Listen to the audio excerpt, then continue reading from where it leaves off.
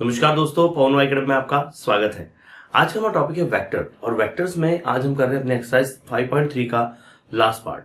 जी हाँ दोस्तों, 4 और 4 5 क्वेश्चंस के पार्ट में मैंने इन वीडियोस को डिवाइड करके रखा था, क्योंकि आप देख रहे थे कि वीडियोस जो है मैं थोड़ा ज्यादा डिटेलिंग ले रहा हूँ और उसके लिए थोड़े बड़े बन रहे हैं। ठीक है, कभी कभी थोड़ा टाइमिंग बढ़ जाता है। ठीक है दोस्तों आप जानते हैं कि पवन अकेडमी के साथ साथ मैं अनअकैडमी पर भी पढ़ा रहा हूँ और अनअकैडमी पर आप मेरे कोर्सेज ज्वाइन कर सकते हैं by using my referral code Pawan. एक बात ध्यान रखिए कि मैं जिस कैटेगरी में पढ़ाता हूँ वो है JEE NEET foundation and NTSC, और उस कैटेगरी में क्लास 8, 9, 10 का बच्चा अपनी जेई और नीट की प्रिपरेशन स्टार्ट कर सकता है। जैसे मेरे खुद के कोर्सेज चल रहे हैं, जेई के कोर्सेज मेरे चल रहे हैं उसी कैटेगरी में जहां पर मैं पढ़ा रहा हूँ बच्चों को। और मैं चाहता हूँ कि अगर आपके छोटे भाई बहन उसको ज्वाइन करना चाहते हैं तो पहले मेरी स्पेशल क्लासेस को ज्वाइन कीजिए। कभी भी कोई बंदा अगर अनअकैडमी का ऐप डाउनलोड करता है तो स्टार्टिंग में उसको इनवाइट कोड पूछा जाता है, तो ऐसे समय पर आप इनवाइट कोड जो है मेरा वो सीधे सीधे पवन वाग यूज कर सकते हैं। पूरा कैपिटल में पवन वाग, वहां पर कोई भी स्पेस मत दीजिए, और इसकी मदद से आप अपना जो कोड है, जो अपना ऐप है, उसको अनलॉक कर सकते हैं। किसी भी स्पेशल क्लास में आप आ सकते हैं, देख सकते हैं किस तरह से पढ़ाई हो रही है। तो ज्वाइन कीजिए अनअकैडमी।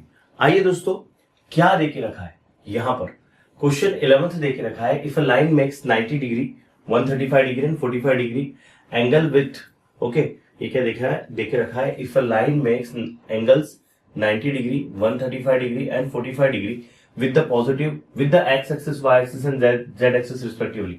ठीक है, एक्स वाई जेड एक्सिस के साथ में ये एंगल बना रहा है। Then find the direction cosines. Direction cosines की हमारी डेफिनेशन क्या थी कि जो पर्टिकुलरली कोई वेक्टर अगर है और वो वेक्टर पॉजिटिव एक्स एक्सिस से, वाई एक्सिस से, जेड एक्सिस से अगर अल्फा बीटा गामा एंगल बनाता है, तो जो कॉस अल्फा, कॉस बीटा और कॉस गामा जो होगा वो हमारे डायरेक्शन कोसाइंस होंगे। ठीक है, तो यहां लिखिए दैट सपोज या let alpha beta gamma are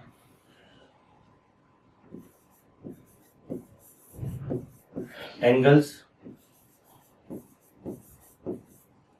made by a vector with positive x, y and z axis respectively। ठीक है ना, रिस्पेक्टिवली।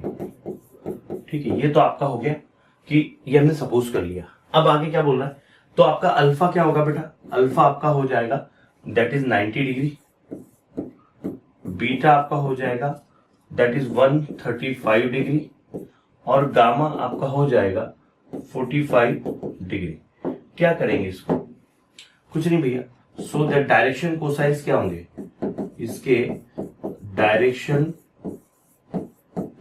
कोसाइंस क्या होंगे, that will be L is equal to cos alpha, M is equal to cos beta and n is equal to cos gamma. एक काम करते हैं, मैं इस लाइन को ऊपर ले लेता हूं। ठीक है ना, मैं इस लाइन को इधर ले लेता हूं, को इसी की तो वैल्यू निकालनी है। ठीक है, तो और कुछ ऐसा है नहीं, ऐसा कि ज्यादा कुछ खतरनाक है, बड़ा सिंपल सा है, डरने वाली कोई बात नहीं है। तो l है ना, ये क्या है, cos 45 डिग्री, ये हो जाएगा आपका दूसरा वाला।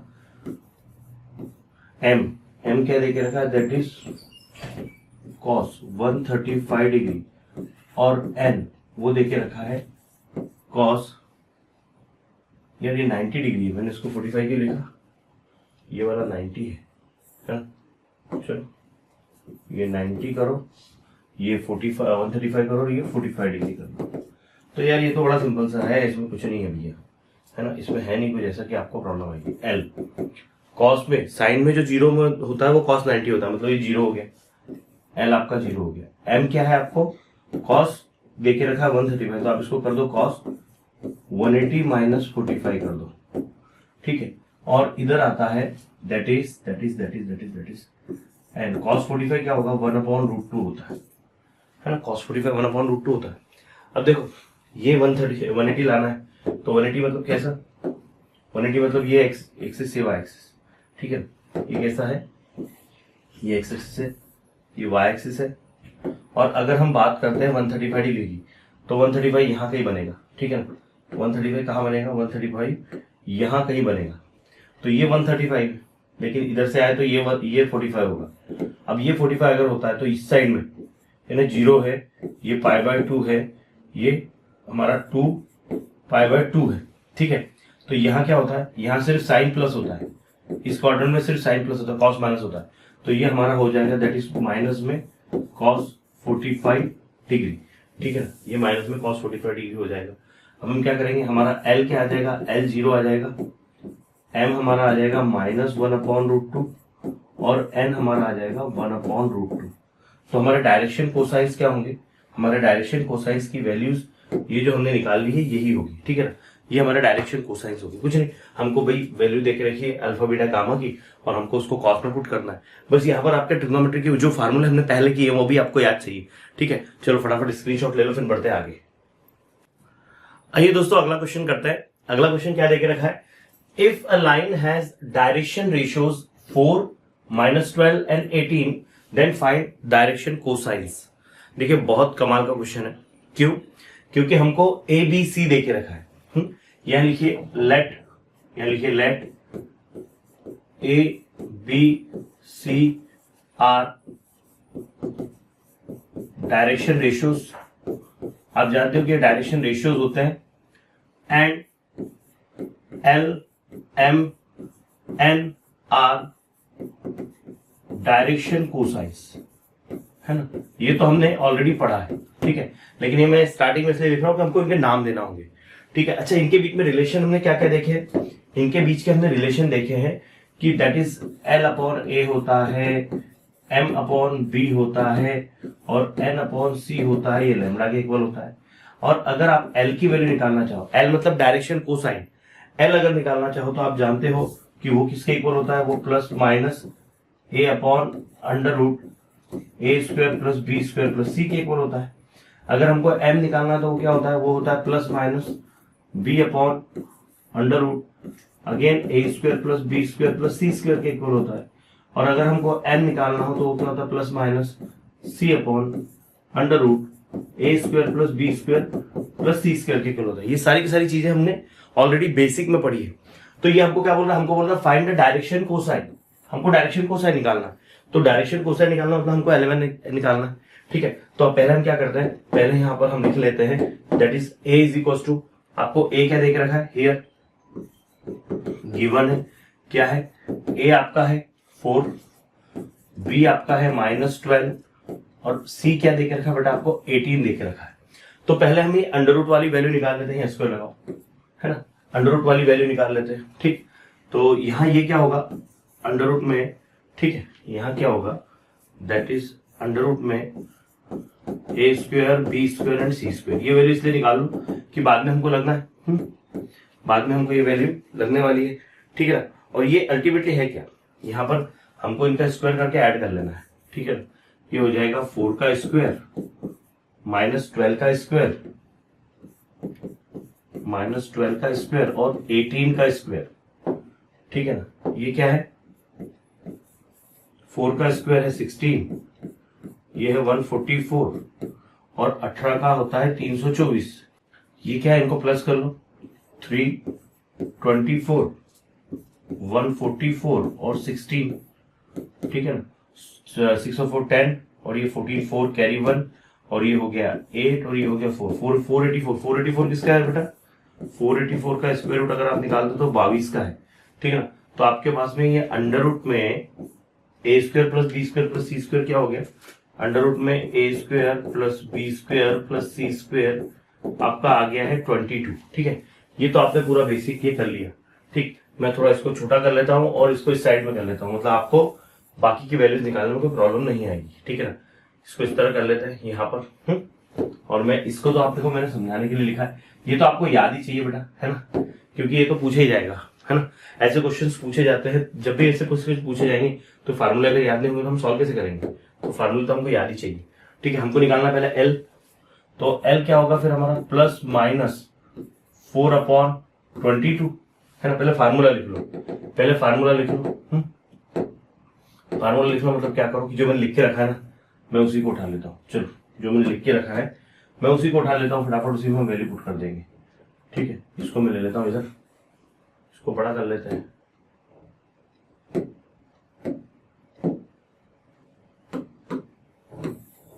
इसको बड़ा कर लो, ये आपका हो गया वैल्यू, ठीक है ना। और बस बेटा इसमें वैल्यू पुट करना, और क्या है, इसमें हम वैल्यू पुट कर देते हैं। वैल्यू पुट करेंगे तो क्या होगा, देखो प्लस माइनस क्या है ये 4 अपॉन, इसकी वैल्यू क्या है 22। तो आप चाहो तो इसको प्लस माइनस 2 अपॉन 11 लिख दो, पहला वाला। ये होगा प्लस माइनस, ये है -12 अपॉन 22। तो ये हो जाएगा माइनस का, ये हो जाएगा प्लस का, प्लस माइनस -6 अपॉन 11, और ये हो जाएगा प्लस माइनस, ये 18 है बेटा, तो 18 अपॉन 22। तो ये हो जाएगा प्लस माइनस 9 अपॉन 11। तो आपका LMN तीनों आ गया है ना। बस स्क्रीनशॉट ले लो भैया, यही तो करना, इसमें क्या है। आप चाहो तो इसके अंदर एक काम करना, आखिरी में एक लाइन आप लिख सकते हो, so that the direction cosines are, है ना, so that the direction cosines are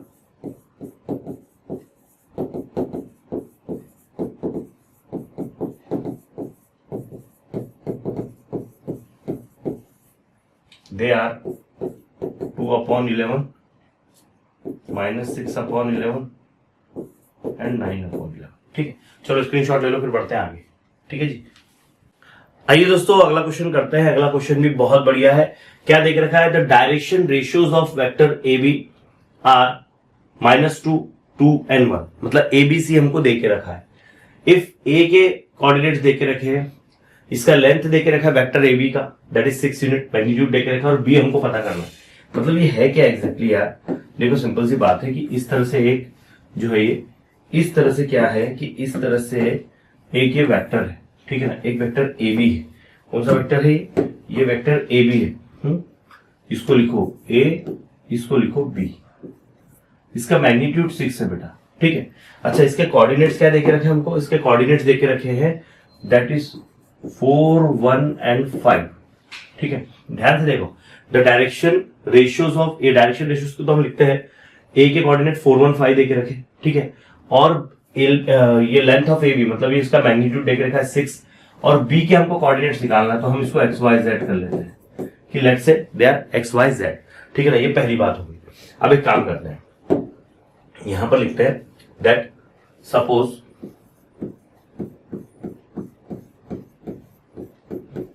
the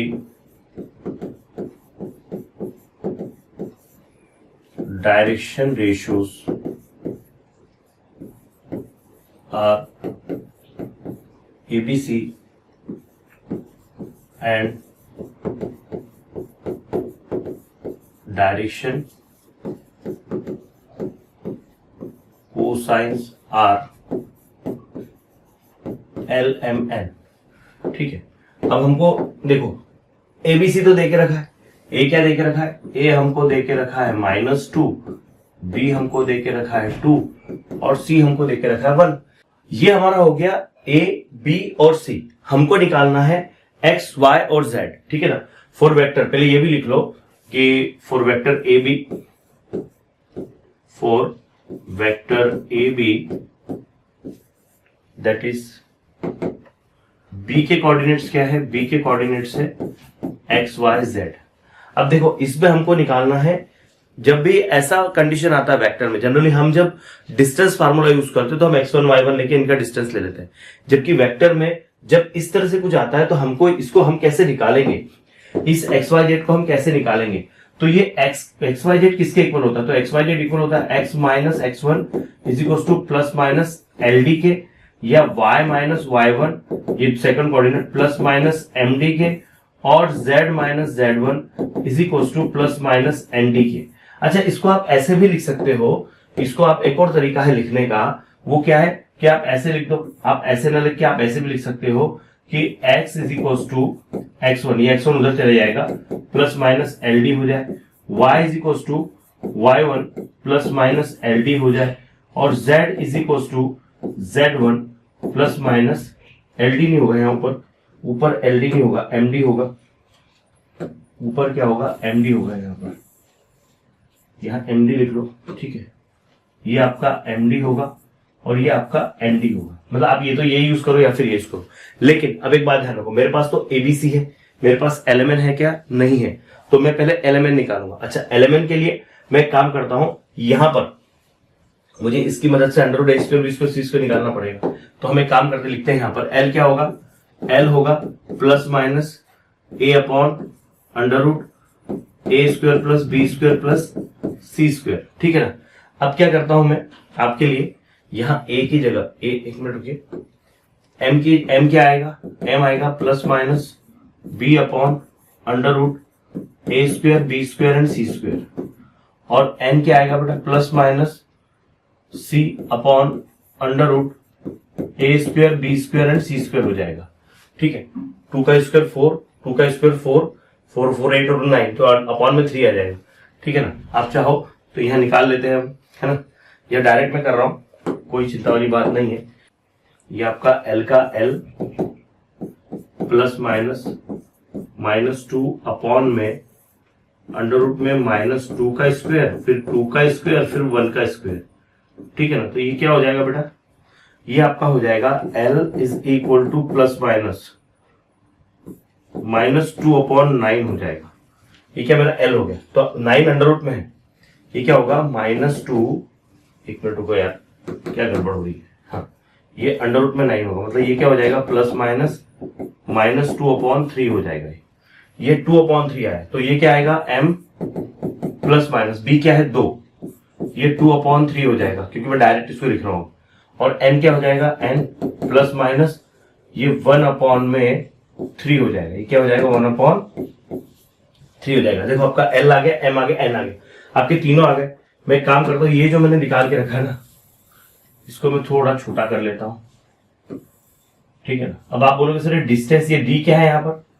यहाँ ये d क्या है? d मतलब इनका डिस्टेंस है, ये जो है ना, ये d है बेटा। ठीक है। 6 क्या है? 6 यहाँ पर इनका डिस्टेंस है, इन दोनों के बीच का। तो अब आपको क्या करना है? अब आपको बस इस कॉन्सेप्ट को यूज करके, मतलब बस सीधे सीधे वैल्यू पुट करना बेटा उधर, तो आपके वहां पर वैल्यूज आ जाएंगी। ठीक है। किसके अंदर? ये तीनों के अंदर। तो ये तीनों हम एक एक करके ले लेते हैं, है ना। आप चाहो तो ये ले लो, ये ज्यादा बेटर है ना, ये ज्यादा बेटर है। मैं इसका क्लोन कर लेता हूँ, इधर ले आते हैं। ठीक है। बस अब इसको करना है, तो एक काम करते हैं, यहां पर एक वैल्यू यहां लिख लेंगे और एक वैल्यू यहां लिख लेंगे, तीनों वैल्यूज निकाल देते हैं। बस कुछ नहीं, हो जाएगा फटाफट। ठीक है। कैसे करेंगे? देखो, x को रखो, x1 कितना है? x1 4 है, 4 प्लस माइनस l कितना है? l आपका -2 अपॉन 3 है, -2 अपॉन 3, और ये हो गया 6, तो कट गया 2 बार। अभी क्या होगा? x इज इक्वल टू ये 4 प्लस माइनस, ये तो कट गया 2 बार, 4 4 था, ये -4 हो गया। तो यहाँ x की मेरे पास 2 वैल्यूज आएगी, मेरे पास यहाँ x की 2 वैल्यूज आएगी। एक आएगी जब मैं प्लस लूंगा, तो x is equal to 4 plus -4, तो ये 0 हो जाएगा पहली वैल्यू। और एक लूंगा मैं x is equal to 4 minus -4, तो 4 और 4 8 हो जाएगा। मतलब मेरी पहली वैल्यू x है, दूसरी वैल्यू 0 है। यहाँ पर भी 2 वैल्यूज निकलेगी, मेरी यहाँ पर भी 2 वैल्यूज निकलेगी। कैसे? y को y रखो, y1 कितना है बेटा अपना? y1 तो 1 है, प्लस माइनस m की जगह पर आप लिखोगे 2 अपॉन 3, तो लिख दो 2 अपॉन 3, और ये है 6, है ना। तो यहाँ क्या होगा? ये 2 3 से कट जाएगा, 2 बार 2 2 4, तो y आपका आएगा 1 प्लस -4 आएगा। तो यहाँ भी आपकी y की 2 वैल्यू मिलेगी, 1 और 4 5 हो जाएगा, और 1 में से 4 गया तो -3 हो जाएगा। वैसे यहाँ z का करते हैं, z क्या होगा? z1 5 है, प्लस माइनस n कितना है बेटा? n है 1/3, तो ये 1/3 है। d मतलब डिस्टेंस 6 है, ये हो गया 2 टाइम्स, तो ये हो गया 5, सॉरी ये हो गया z is equal to 5 plus -2, तो यहाँ भी z की 2 वैल्यू आएगी। जब प्लस करोगे तो 7 आएगी, और जब माइनस करोगे तो 3 आएगी। तो यहाँ पर b के 2 कोऑर्डिनेट्स हो गए, b के 2 कोऑर्डिनेट्स हो गए। b के पहले कोऑर्डिनेट क्या होंगे? 0, देन 5 एंड देन 7, और b के दूसरे कोऑर्डिनेट क्या होंगे? दैट इज 8, फिर -3, और फिर 3। तो ऐसे ये कोऑर्डिनेट्स आप निकाल सकते हो, है ना। देखा जाए तो बड़ा सिंपल है, लेकिन फिर ये तरीके से करना है, और ये फार्मूला आपको पता होना चाहिए। ये हमने बेसिक में किया है पूरा का पूरा, ये हमने पूरा बेसिक में किया, किसी भी तरह से किसी को कोई प्रॉब्लम नहीं आएगा। ठीक है ना। एक काम करो, फिर से मैं आपको बता दूं, देखो हमको क्या देके रखा था, वेक्टर ए बी देके रखा था, ए के कोऑर्डिनेट देके रखे थे, डी के हमको निकालना था, उनका डिस्टेंस देके रखा था 6, ठीक है, इसकी लेंथ देके रखी थी, और क्या बोल के रखा था कि एबीसी जो है ना 2 -2 2 1 ये डायरेक्शन रेशियोज थे, हमको डायरेक्शन कोसाइंस निकालना था LMN। अच्छा, direction ratios, okay, direction ratios की जो बात करते हैं या डायरेक्शन कोसाइंस की जब बात करते हैं, कोसाइंस और इनके कोऑर्डिनेट के बीच का रिलेशन ये है, ये हमने बेसिक में देखा था।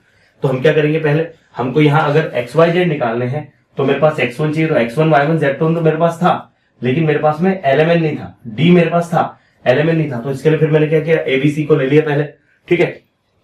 इसकी मदद से मैंने क्या किया बेटा, देखो LMN ये तीनों निकाल लिए हमारे फार्मूले लिख के, ये LMN जैसे ही हमारा आया वैसे ही हमने फिर ये फार्मूले जो हमारे फार्मूले हैं, क्या क्या फार्मूले थे, मैं सभी फार्मूलों को हाईलाइट कर देता हूं। ये पहला फार्मूला, ठीक है ना, ये क्या है, ये हमारा फर्स्ट वाला फार्मूला, ये फर्स्ट था, फिर ये हमारा सेकंड था जिसको हमने यूज किया, और फिर ये हमारा थर्ड था मेन फार्मूला, और इन्हीं की मदद से हमने वैल्यूज निकाली। तो हमारा मेन आंसर तो ये हो गया, ठीक है ना, ये हमारा मेन आंसर हो गया, this is our main answer, ठीक। इसको स्टेटमेंट में लिख सकते हो, the coordinates of B are 057 and -8 -33, ठीक है ना। चलो स्क्रीनशॉट ले लो फटाफट। आइए दोस्तों, इस एक्सरसाइज का सबसे बढ़िया क्वेश्चन करते हैं। मतलब अभी तक तो ये था कि सीधे सीधे आपको वैल्यूज मिल रही थी और आपको वैल्यूज पुट करके अगला वाला निकालना था, लेकिन अब जो है भैया, अब बहुत ही बढ़िया क्वेश्चन है। क्या बोलता है कि find the angle between the lines. क्या बोलता है, ये बोलता है कि फाइंड द एंगल्स, आपको एंगल्स निकालना between the lines, okay, whose direction cosines are LMN, okay, satisfies the equation 5L plus M plus 3N is equals to 0 and 5MN minus 2NL plus 6LM is equal to 0। देखो यार कैसा है, थोड़ा समझने वाला है। ये दो लाइंस है, इस तरह से कुछ दो लाइंस है, ये लेट से दो लाइंस है, और इन दो लाइंस के बीच में कुछ एंगल बन रहा है ना। अब कोई एंगल बनेगा तो हम उसका कुछ नाम तो देंगे भाई। हम जो कोई एंगल बनाएंगे वो एंगल लेट से कि वो एंगल थीटा है। ये दो लाइंस है, एक लाइन ये है और एक लाइन ये है। अच्छा देखो, ये दो लाइंस है, ठीक है, और दो लाइन के बीच का एंगल है और थीटा लेकर हमने सपोज कर लिया। ये क्या बोलता है कि the angles between the line whose direction cosines, मतलब एंगल बिटवीन द लाइन जो है थीटा, उसका डायरेक्शन कोसाइन LMN देके रखा है। तो यहां लिखिए that the angle between the lines, the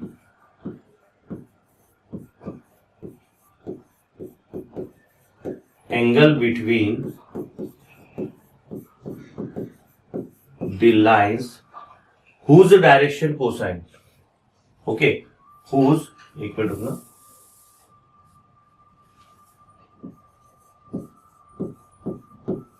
whose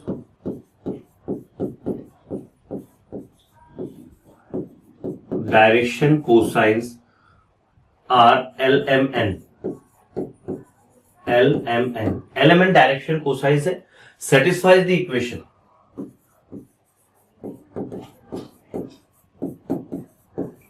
satisfy the equations 5L plus M plus 3N is equals to 0 और 5MN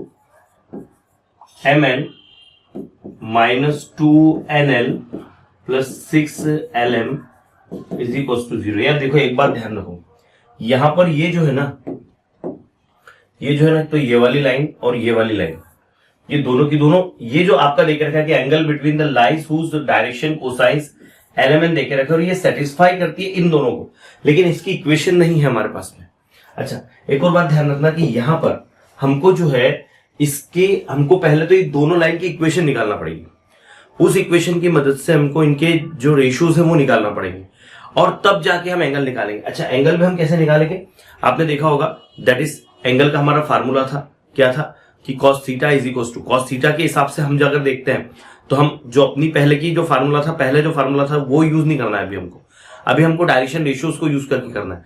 इन दोनों के बीच का जो एंगल थीटा है वो हम डायरेक्ट कैसे निकालेंगे, तो हम पहले हमको उसका A1 B1 C1 और A2 B2 C2 निकालना पड़ेगा, है ना। लेट्स से कि इसके लिए जो पहले वाली लाइन है इसके लिए जो हमारा डायरेक्शन रेशियोज है वो डायरेक्शन रेशियोज क्या है, तो डायरेक्शन रेशियोज लेट्स से कि ये A1 है, इसका B1 है, इसका C1 है, और इसका है A2, इसका B2 और इसका C2।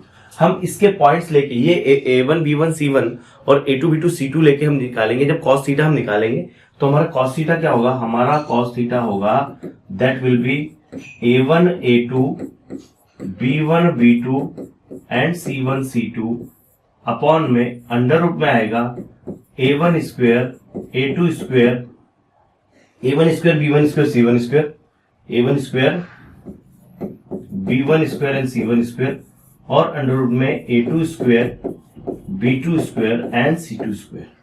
इस फार्मूले की मदद से निकालेंगे, लेकिन हमारे पास में अभी A1 B1 C1 A2 B2 C2 नहीं है।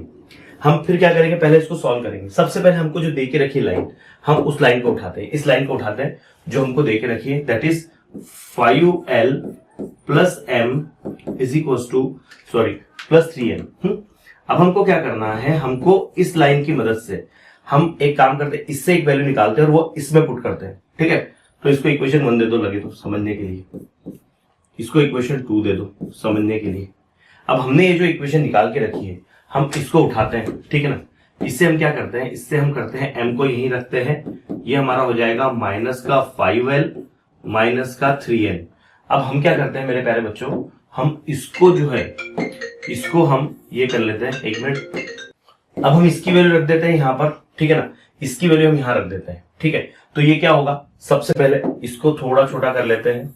जब ये वैल्यू पुट करेंगे तो क्या होगा, पहली इक्वेशन क्या है, हमारी इक्वेशन है 5Mn minus 2NL plus 6LM is equal to 0। मेरे पास वैल्यू किसकी है, मेरे पास m की वैल्यू, तो मैं m की जगह पर सब्सटीट्यूट करूंगा वैल्यू, तो 5 का 5, m की जगह क्या आएगा minus 5L minus 3N।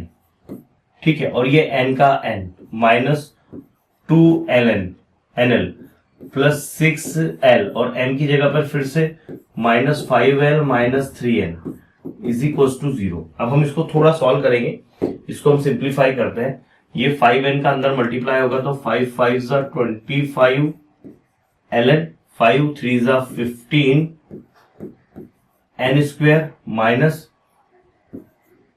2NL plus की होगा ये, plus minus minus 6 5 30 L square और 6 3 minus 18 LN is equal to 0। अब इसमें स्क्वायर वाले कौन से, ये दो स्क्वायर वाले हैं। देखो 5 5 25 LN, 5 3 15 N स्क्वायर और ये 2NL, ये 6 5 30 L स्क्वायर और ये 6 3 18 ये हो जाएगा। ठीक है, अब देखो इसको क्या करते हैं, हम थोड़ा इसको रीअरेंज करते हैं, या आप चाहो तो देखो सबका सब, ये निगेटिव ये भी निगेटिव, सभी निगेटिव हो गए यार, तो सबको पॉजिटिव कर दो, तो ये हो जाएगा आपका दैट इज 15 और सबको आप एक काम नहीं प्लस डिवाइड नहीं करना। ठीक है, LN और LN ये दोनों LN है ना, तो पहले सबको प्लस में लिख लो, ये आपका 15 N स्क्वायर आ गया। ठीक है, ये देखो 25 LN, फिर से ये 2 27 और ये 18, मतलब ये 45 45 आपका आ गया, ये 45 LN आ गया और ये क्या है, ये 30 L स्क्वायर है। तो अब अगर ध्यान से देखें तो सबको मैं -5 से अगर डिवाइड कर देता हूं तो ये आ जाएगा 3N स्क्वायर प्लस 9 LN और plus 6L square is equal to 0। ठीक है, देखो मैंने 5 से डिवाइड किया तो 5 से 15, फिर 5 से डिवाइड किया 9 टाइम्स, 5 से डिवाइड किया 6 टाइम्स। अब देखो 6 3 18, इसको भी 6 3 18 में हम ब्रेकअप कर लेते हैं। ठीक है जी, इसको थोड़ा छोटा चाहो तो छोटा कर लो और इधर रख दो। ठीक है, करते वो भी करते हैं, करना ही करना है। ये हो जाएगा हमारा दैट इज 3N स्क्वायर, इसको लिखो 3NL प्लस 3LN, LN ही है, NL में बोल रहा हूं, और ये 3 नहीं होगा, देखो ये इस 9 को मैं क्या लिखूंगा, ये 9 को 6 3 18, तो इसको 3 और 6 ही लिख देते हैं। ठीक है ना, और ये 6L स्क्वायर।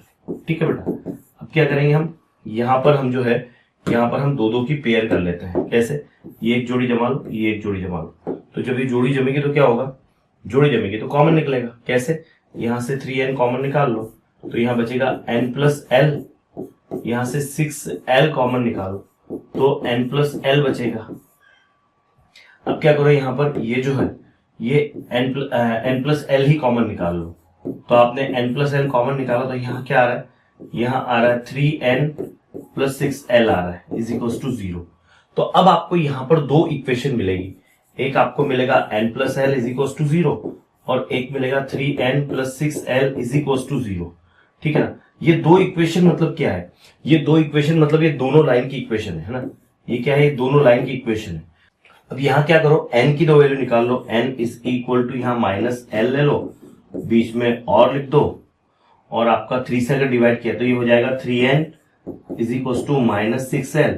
तो आपका n आ जाएगा माइनस का 2n। तो दो वैल्यूज आपको यहाँ मिल गई। ठीक है ना। मैं कुछ पार्ट को यहाँ अरेंज कर लेता हूँ। पहले देखिए मैंने इसको अरेंज कर लिया, मतलब अभी आपको जब आप स्क्रीनशॉट लेंगे तो आपको तरीके से पूरा लिखा हुआ मिल जाएगा।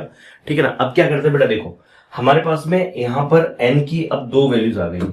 हमारे पास क्या आया है, n की यहाँ पर दो वैल्यूज आ गई है, एक वैल्यू ये आई है और एक वैल्यू हमारे पास में ये आई है। अब हम क्या करते हैं कि ये जो वैल्यूज हमने निकाली है, ये वाली एक वैल्यू है, ठीक है ना, ये जो दो वैल्यूज हमने निकाली ना हम यहाँ पर पुट करते हैं। तो हमको यहाँ पर एलिमेंट के रिलेशंस मिलेंगे ना, दो पार्ट हमको यहाँ पर करना है। तो मैं क्या करता हूँ, पहले यहाँ पर कुछ लाइन खींच लेता हूँ। ये लाइन खींचने की जरूरत नहीं, डायरेक्ट करते हैं। ठीक है ना। ये देखो, ये इसको उठाते हैं, m is equal to minus 5l minus 3n और इसी लाइन को हम फिर से उठाते हैं और इसको मैं एक बार और यहां लिख लेता हूं क्योंकि मुझे दोनों की वैल्यू पुट करना है। ठीक है ना। अब देखो क्या होगा, तो m का m माइनस 5l है और ये माइनस 3 है और n की जगह पर मैं माइनस l पुट कर देता हूं। तो मुझे m यहां पर क्या मिल रहा है, देखो ये 5l है बेटा, ये माइनस माइनस प्लस, ये हो जाएगा 3 का l। तो m आपका यहाँ क्या मिल रहा है, माइनस 2l मिल रहा है। ये एक कंडीशन आ गई। अब l n की जगह पे मैं n की जगह माइनस 2l पुट करता हूं। तो m का m minus l 5l 3 minus 2l। तो बेटा m का m minus 5l minus minus plus 6l हो जाएगा ये। तो 6 में से 1 गया तो m आपका l के इक्वल आ रहा है। अब आपका m जो है l के इक्वल आ रहा है ना। तो यहां पर अब आपके पास में फिर से जो है दो यहां पर रिलेशंस आ गए। एक रिलेशन ये है बेटा और एक रिलेशन ये है। ठीक है। अब देखिए यहां पर मेरे पास में कुल मिला के दो दो रिलेशंस है। एक ये रिलेशन है, एक ये पेयर बन रहा है और एक ये पेयर बन रहा है। अब इन दोनों से मैं डायरेक्शन रेशियोज जो है a1 a2 a3 a1 b1 c1 और a2 b2 c3 में इससे निकाल लूंगा। कैसे निकालूंगा, देखिए एक काम करते हैं, मैं ये जो पार्ट है ना मैं इसको थोड़ा सा हटा देता हूँ, इसको मैं थोड़ा छोटा कर देता हूँ क्योंकि इसकी अभी हमको जरूरत ऐसा सच नहीं है। मैं इसको बहुत छोटा कर देता हूँ, बाद में हम इसको बड़ा कर लेंगे। ठीक है। तो अब मेरे पास में ये दो पार्ट है, पहले मैं इन दोनों को ले लेता हूँ। पहले मैं इन दोनों को लेता हूँ ना। फर्स्ट एक काम करो, इसको कुछ नंबरिंग देना हो तो दे दो। तो ये पहले या फिर ये दोनों लो, यहाँ लो टेक, आपको n is equal to minus L लेना है। Take n is equal to minus L और m is equal to minus 2l लेना है। अब एक काम करते हैं मेरे प्यारे बच्चों, दोनों जगह से मैं l की वैल्यू निकालता हूं। तो l मेरा किसके इक्वल है, माइनस n के इक्वल है। यहां मेरा l किसके इक्वल आएगा, minus 2m minus m upon 2 के इक्वल आएगा, है ना, माइनस m अपॉन 2 के इक्वल आएगा। अब देखो मेरे पास में यहाँ l की दो वैल्यू आ गई, l मेरा माइनस n के भी इक्वल आ गया और l मेरा माइनस m अपॉन 2 के भी इक्वल आ गया। आपको पता है हमने एक चीज करी है कि l जो हमारा ये है, क्या कहते हैं, हमने ये चीज करके रखी कि l upon a m upon b और n अपॉन c हम लेते हैं लैम्डा के इक्वल। ठीक है ना, ये रेशियो हम इक्वल लाते हैं। तो मैंने दो l की वैल्यू लाई है, मतलब ये तीनों को अगर मुझे एक साथ लिखना तो मैं ऐसा लिख सकता हूं। अगर मुझे तीनों को लिखना तो मैं ऐसा लिख सकता हूं कि l इज इक्वल टू, अब m वाला कौन सा है, माइनस m अपॉन 2 है और फिर मेरा n वाला कौन सा है, माइनस n है। एक काम करते हैं, मैं सबके अपॉन की लाइन खींच लेता हूं। ठीक है ना। और थोड़ा देखिए आप, इस माइनस को मैं नीचे लगा देता हूं, ऊपर प्लस कर देता हूं, नीचे 1 लगा दो, इसको भी प्लस कर दो, नीचे माइनस 1 लगा दो। तो मेरे पास में पहले मतलब कि a1 1 आया, b1 a1 1 आया, b1 मेरा माइनस 2 आया और c1 मेरा माइनस 1 आया। तो देखा जाए तो मेरे पास में जो है कुल मिला के फर्स्ट पार्ट मेरे पास आ गया ये वाला, ठीक है ना, A1 B1 C1, 1 -2 -1। अब मैं आगे बढ़ता हूं, अगला पार्ट निकालते हैं। अगला पार्ट कैसे निकालेंगे, देखिए मैंने अभी क्या किया, अभी मैंने इन दोनों को लिया, अब मैं इन दोनों को लेता हूं, या लिखिए टेक, ध्यान से देखना, टेक, इन दोनों को ले लो। तो मैं L को M के इक्वल ले लेता हूं पहली बात, और मैं इसको लिख लेता हूं 2L is equal to -N, 2L is equal to -N लिख देता हूं। थोड़ा डार्क कलर ले लेते, सही रहेगा।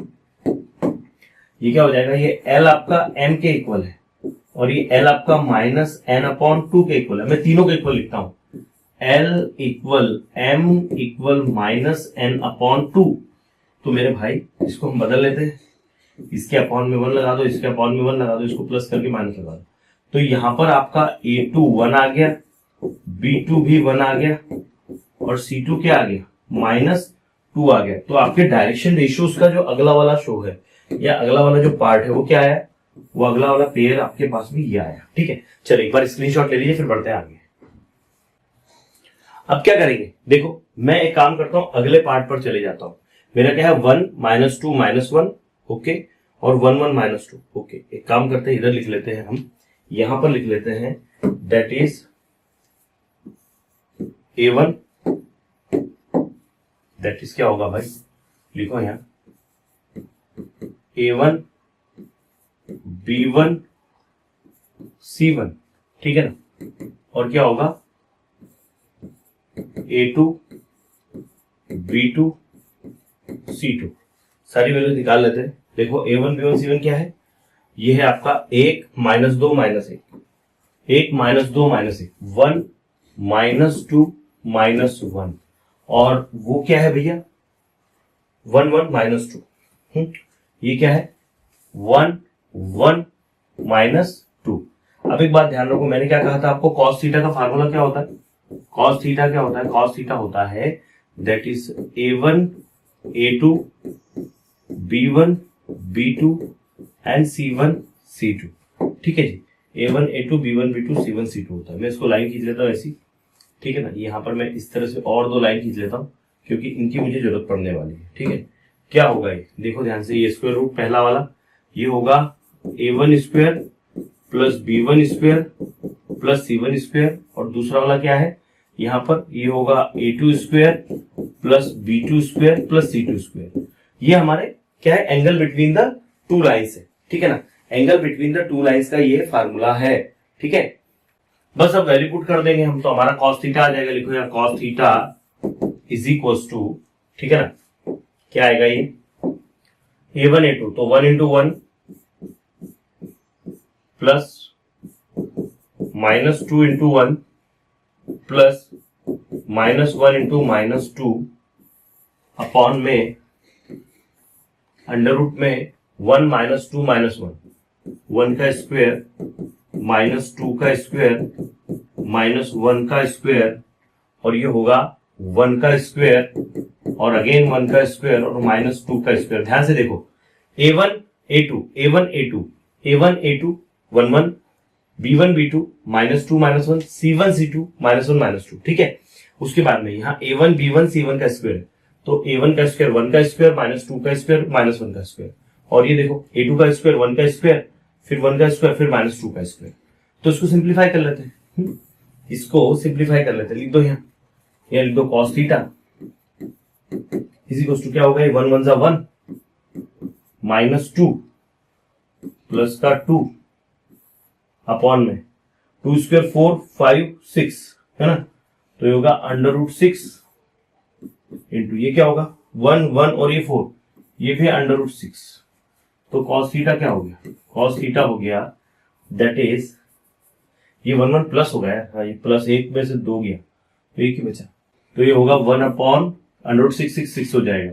तो थीटा क्या आ जाएगा आपका, आएगा थीटा cos इनवर्स 1/6। भैया यही इसका आंसर है, ठीक है। ये जो है ना, ये इसका आंसर आपका थीटा का वैल्यू ये है, ठीक है ना। और ये जो वैल्यूज आपने निकाल के रखे हैं सारे के सारे, ये आपका A1 B1 C1 है और ये आपका A2 B2 C2 है। ये आपका A1 B1 C1 है, यहाँ पर और ये आपका A2 B2 C2। चलो मैं इसको हाईलाइट नहीं करता, आप इसका भी स्क्रीनशॉट ले लो।